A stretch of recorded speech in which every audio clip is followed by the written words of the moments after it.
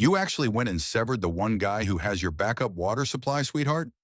That's not only dumb, it's a death warrant in weather like this. I grumbled that to myself with a wry grin, hanging up the ancient rotary phone. The kitchen faucet taunted me, spewing out nothing but scorching, dry gurgles. No water anywhere. Just grit and determination.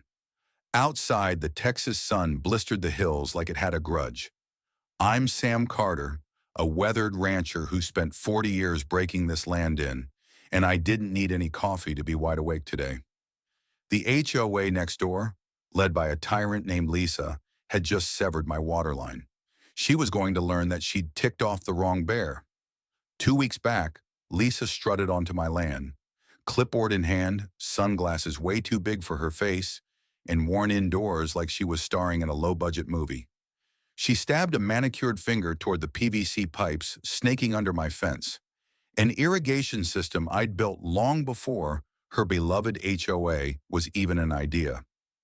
"This isn't authorized," she snapped, scribbling like a judge handing out sentences. I told her, calmly, that my land wasn't subject to her authority. She smiled, unmoved, and left. I thought she was bluffing. Then my faucet coughed up dry air, and I discovered the pipe cleanly cut, flagged with a city utility marker. Lisa had called me in for illegal tapping, and the city, too afraid to check twice, had shut me off. My goats bleated in their pen, my fields withered, and rage boiled in my belly. I crossed the sun-baked pasture to a weathered old shed, its boards warped from decades of heat. Behind it, beneath a rusted gate, lay a trapdoor. I unlocked it, climbed down a creaky ladder, and flicked on the generator. Cool, metallic air greeted me. Years ago, during a brutal drought, I'd installed a private pressure tank, my hidden lifeline. It fed my land and, without the HOA knowing, also supplied their emergency backup. The gauge glowed, half full. I reached a small, victorious smile. Lisa believed she'd won by severing my main line, but all she'd done was give me the keys to her prized kingdom. I closed the master valve, shutting out their backup supply. Let's see who's thirst now, I thought, after scrambling out and brushing my jeans. I pulled a lawn chair to the fence line opposite Lisa's street, opened a bottle of lemonade, and settled in with my binoculars.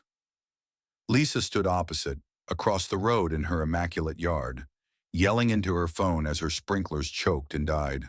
Lawn turned brown, flower beds sagged. A delivery man pointed at her wilted petunias.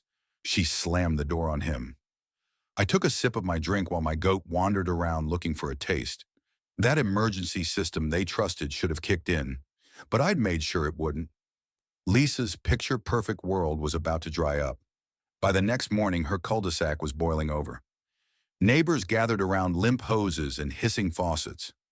Mr. Thompson, a retired librarian, waved a soggy nozzle at her, demanding answers. Lisa forced a grin and claimed the city was investigating, but her voice wavered. She knew the backup tank, my tank, was empty. Her eyes flew to my green lawn, where sprinklers danced wildly. She marched over, heels crunching into the gravel. "You're risking lives, Sam," she screamed. I sat back, lemonade in my hand. "You cut my water, Lisa, made a false report, initiated an investigation. That standby tank you rely on? It belongs to me, always has." Her mouth dropped. "You shut it off?" "Legally," I replied, "and I can leave it off." At a loss for words, she stormed off. The day before, I'd visited the county records office, armed with charm and a box of donuts. I pulled permits, blueprints, and deeds showing that I'd installed the tank before the HOA even existed. The clerk, impressed, certified my ownership. I mailed a copy to the HOA's legal office, my name bold on the schematics, Samuel J. Carter. That same day, Lisa dropped a bulletin across the neighborhood accusing an unnamed neighbor of sabotage. It was all drama, terms like reckless endangerment and pending prosecution. The neighborhood gossip sparked. Some demanded answers. Others detected her lies. I let the pot bubble. Lisa scheduled an emergency HOA meeting. Only a dozen attended, and most of them came to interrogate her. She droned on about infrastructure until I arrived. Didn't open my mouth. just dropped a folder on her podium. A realtor named Sarah opened it, reading aloud. Emergency reservoir property of Samuel Carter, before HOA creation. The room exploded. You cut his water in closed hours? Someone shouted. Lisa stuttered. A mistake. I addressed her calmly. You didn't request. You presumed. Then you lied. Slow claps ensued. Lisa grabbed her notes and ran, slamming the door shut. That night I received a letter, this time from the HOA board without Lisa. They offered a contract, joint tank use, legal safeguards, compensation. A handwritten note pleaded, please don't let her ruin us. I smiled. Progress. I'd meet on my terms. The next day, the city announced mainline maintenance. Great timing. Without my tank, the HOA was bone dry. Lawns crackled, koi ponds turned to soup. Lisa's porch became a complaint desk. Then came smoke. A brush fire flared up, fast and hungry. A fire truck pulled in, hooked to an HOA hydrant, and got nothing. I waved from my gate, opened it, and let them tap into my spigot. Water rushed strong. The crew battled the fire. Homes were saved. Neighbors stood by, agog, as Lisa stood paralyzed in her driveway. A photo appeared in the group chat. Sam saved us. Her reign ended right there. The HOA report blamed the hydrant failure on her interference. Comments flooded in. She'll get us killed. Sarah presided over a new meeting, passing the tank contract unanimously. We signed it on my porch, finalizing the deal. But Lisa wasn't finished. She filed a false easement claim, attempting to dispute my ownership. I scoured old trail cam video and hit pay dirt. Her landscaper, weeks earlier, cutting my pipe on her command.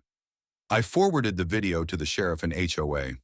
The backlash came quickly. The board disavowed her. Neighbors labeled her a water thief. A reporter interviewed me. The headline, Rancher's Tank Saves Suburb. Lisa's lies fell apart. One evening, my cameras recorded her and the groundskeeper sneaking in, doing a bypassing. I summoned the sheriff. They were indicted for trespass and theft. The HOA expelled her, 30-0, wiped her from the rolls.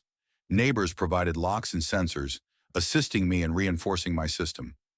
Sarah presented me with a plaque during a community barbecue for showing when others were unable. I nodded, remained quiet, and sat back to enjoy my tea. Lisa's house darkened, her sprinklers dry as bones. Then one night, her sedan pulled up my driveway.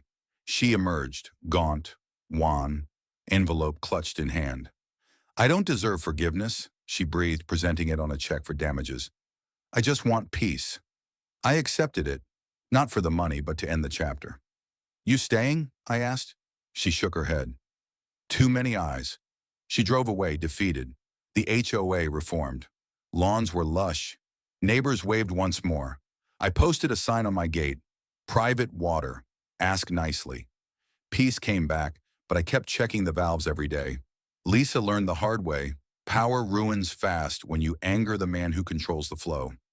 I sat beside my humming pump, goats snoring nearby. The stars twinkled above. The land was mine. The water was mine.